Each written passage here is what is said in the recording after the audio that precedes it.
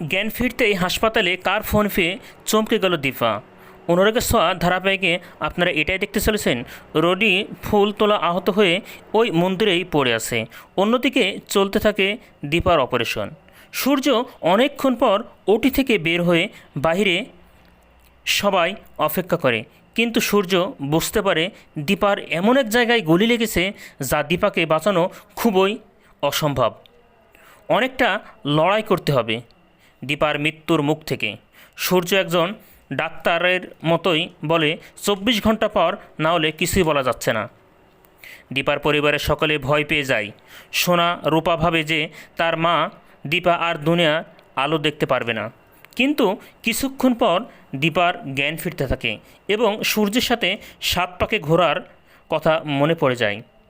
দীপা মনে মনে ভাবে সংসার করার কথা। এক পর্যায়ে দীপা চিৎকার দিয়ে ওঠে এবং বলে, ডাক্তারবাবু। সূর্য দীপার চিৎকার শুনে দৌড়ে রুমের ভিতরে যায় এবং দীপার হাত চেপে ধরে। দীপার সোনারূপা বলে, এই বুঝি আমার মায়ের বিপদ কেটে গেছে। সূর্য দীপার হাত ধরে কাঁদতে থাকে। দীপা বলে, ডাক্তারবাবু আপনি থাকতে আমার আর কিছুই হবে না।